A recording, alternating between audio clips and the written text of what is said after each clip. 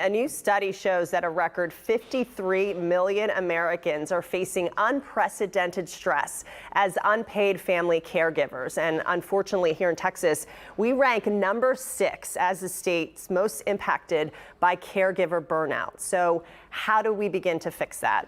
Senior Vice President Marlena Del Hierro joins us this morning to share more. Good morning, Marlena. Thank you so much for joining us. Good morning. Thank you for having me. Okay, Marlena, can you tell us what classifies for someone as a caregiver? Yeah, so somebody who's a caregiver is somebody who is supporting not only potential needs physically or concerns of an individual that could be short or long term. Specifically with a study that Senior just did, we're finding that there is a large group of what we call sandwich generational caregivers. So these are caregivers who are not only tending to their adult parents, but they're tending to their children at the same time, and they also tend to be unpaid. So there's a huge rise of sandwich generational caregivers right now.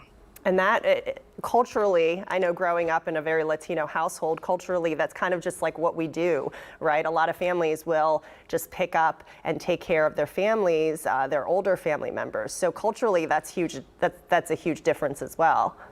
Specifically, actually in Texas, there is a large, we're looking at like 4%.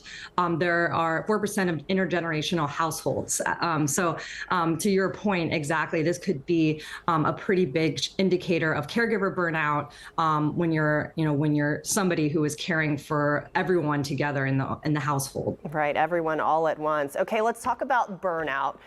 Burnout, it seems like it's happening in every industry, right? A lot of folks are going through burnout, but specifically caregiver burnout. Tell us about that and its side effects. So caregiver burnout, you're looking at, two categories. So you're looking at your mental distress. So there is a large rise when you're a caregiver to have mental distress.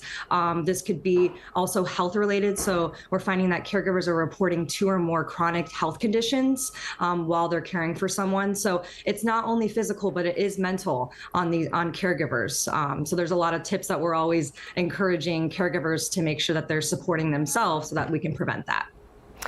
Okay, so how can we help our viewers prevent caregiver burnout, right? Because burnout, if it's not addressed, it can really turn into more of a mental health, maybe depression down the road. So talk about what are some things that our viewers can kind of take with them?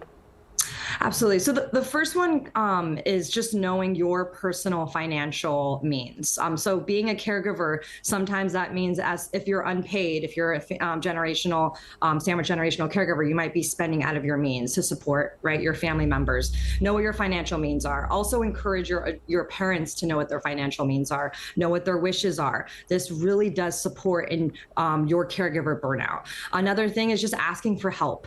Delegate, let your family members, your friends know what you're going through. And there's a lot of resources out there for caregiver support groups. So utilize those resources. Maybe you don't want to go directly to a support group, but perhaps they have articles or other types of groups or organizational tech tools to help you there. Yeah, lots of resources out there. If we can just get that information to folks, it's that first step, right? That first step, hey, I feel like something is wrong. What can I do about it? That's usually what it takes to just get through this tough time. Absolutely. All right. Thank you so much, Marlena, for joining us this morning. Thank you for having me.